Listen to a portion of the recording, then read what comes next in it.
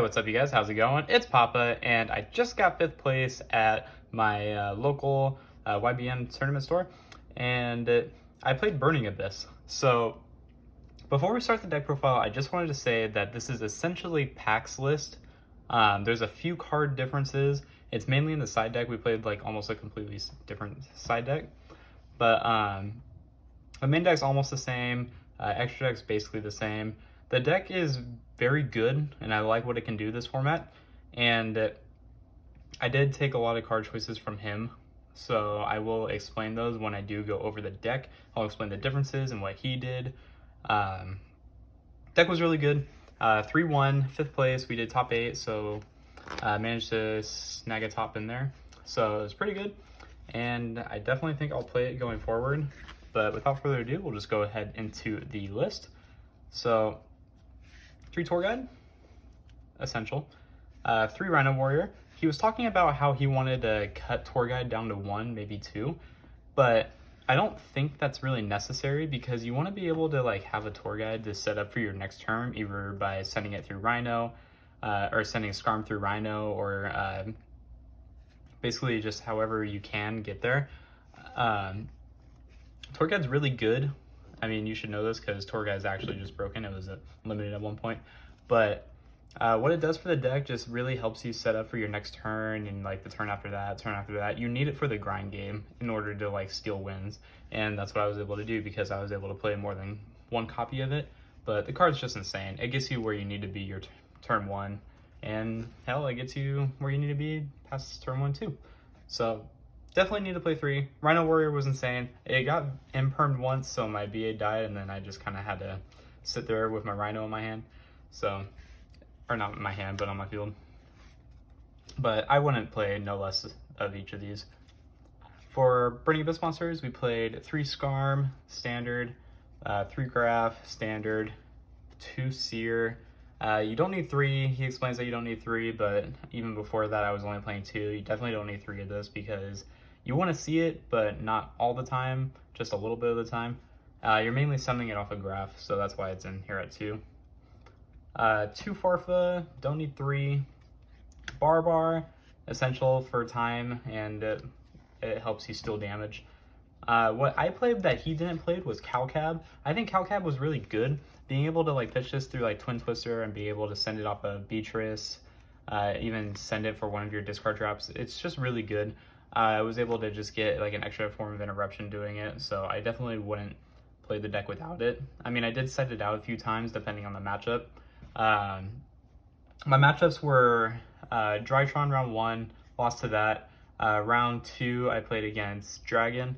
And then round 2, I played against David. He was playing Adamancipator. Really cool deck. Round 3, I played Dragon. And then I actually got a match recorded for that, so I'll be getting that on the profile on the channel soon. And then round 4, I beat Tri-Brigade Zoo. But the deck was amazing. This card definitely comes in clutch, so I wouldn't play without it. 1 Livic, don't need more than 1. Alich, I almost considered cutting this. The effect never comes up to where you can target a monster on the field and negate it. I mean, it's mainly like, if you mill it, you mill it. If not, then no worries. It's really good going second, but like going first, it's not a card you want to mill. And then last monster I played was Backjack. I didn't play Dragoon like I usually do. Instead, I just opted to play this to try out his list and see if I really needed to play Dragoon. But this deck is perfectly fine without it. And it makes the deck a lot more cheaper that way too. So that's it for the monsters. For spells, I only played Call by the Grave just like he did. Before the tournament, probably like an hour before the tournament, I was playing Pot of Prosperity, and I actually decided to take the Vault and just play the Call by the Grave because I wanted to have the same effect that he said that he had, where every time you mill Backjack, then you have a better chance at milling a normal trap. And that's exactly what happened. Like, there was only one time, I think, where I didn't mill a normal trap, and I was able to win the game from there. But yeah, just Call by the Grave is good. I never resolved it today because it is a 1-of, so it's like if you see it, you see it. If not, cool, no worries.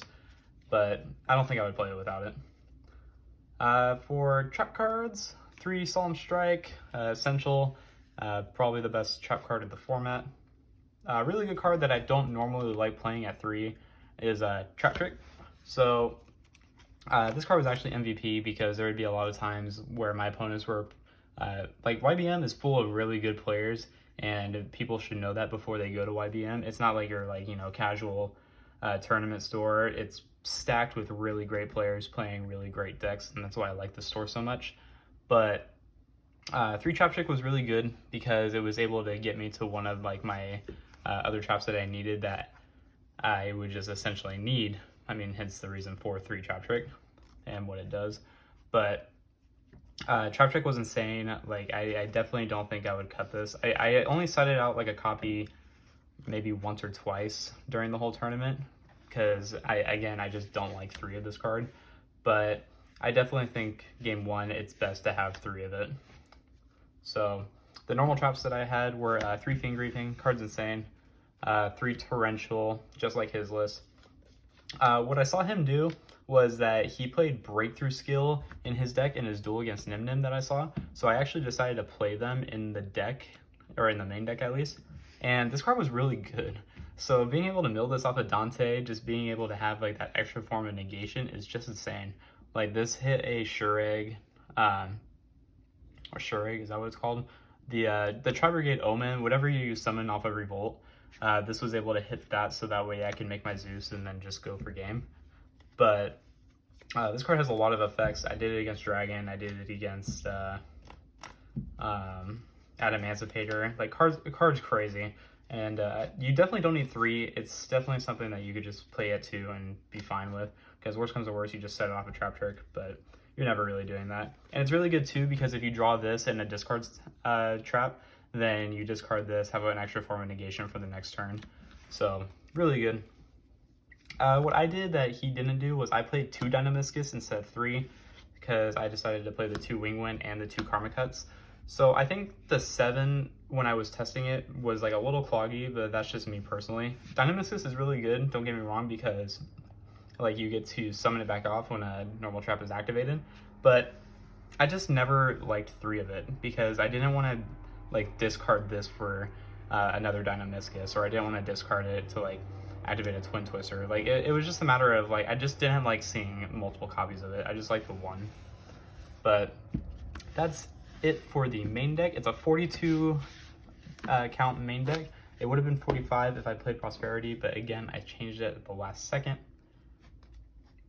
For the extra deck, it's essentially the same.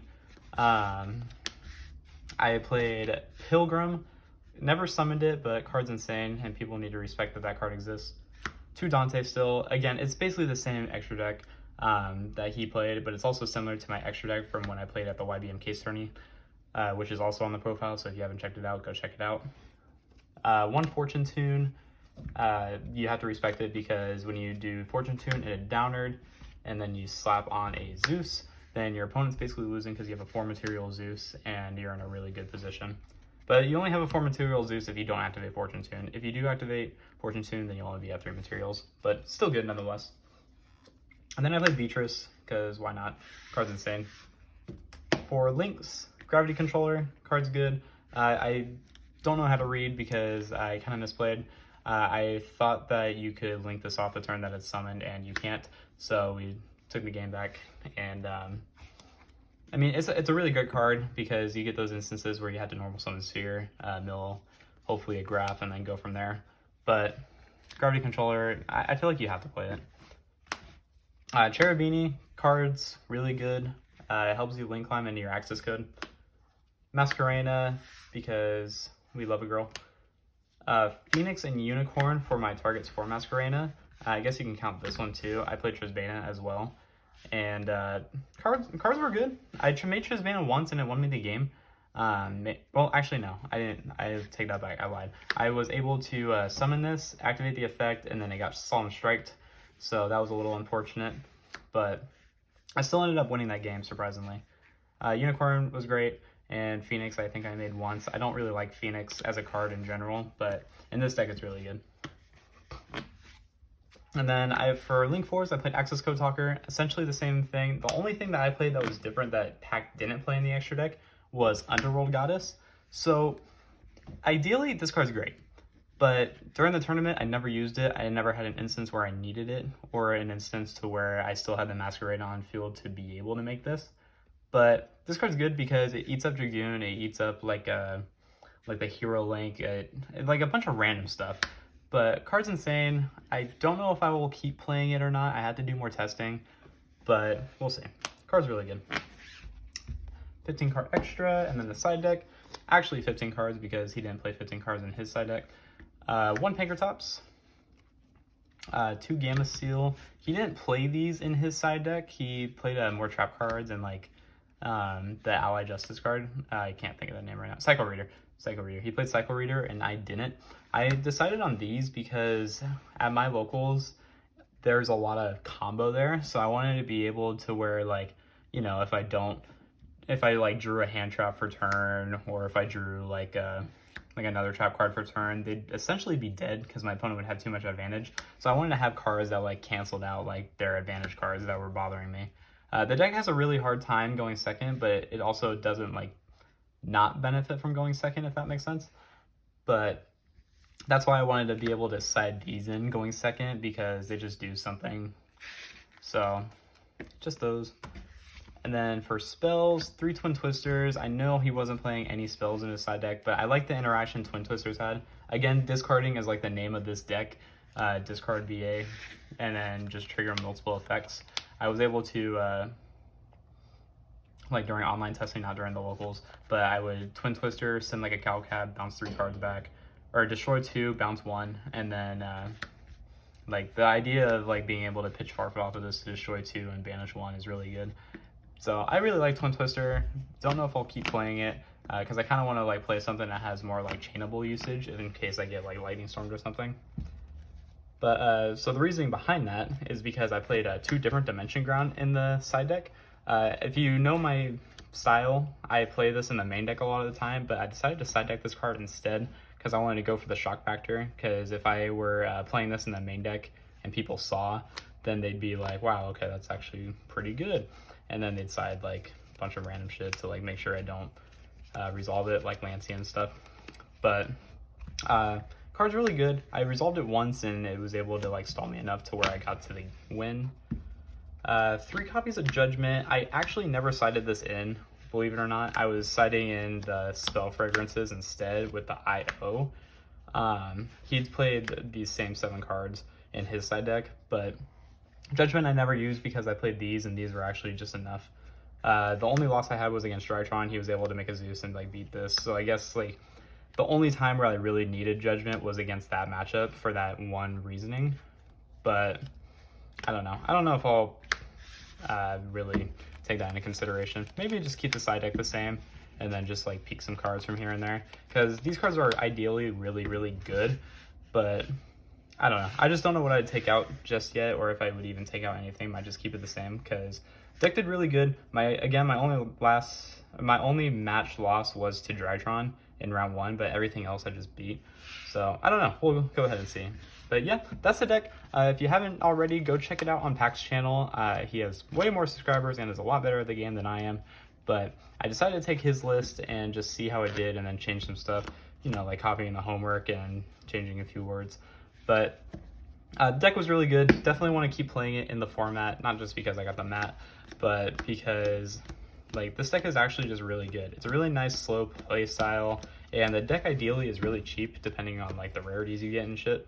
But other than that, like I did like this deck a lot. I like what it can do, and yeah, it's probably just going to be the deck I would take playing for the rest of the format. But let me know what you guys thought. Let me know what you want to see in the comments section down below. And until next time, guys, this has been Papa, and I will catch you all in my next video. Take care, everyone.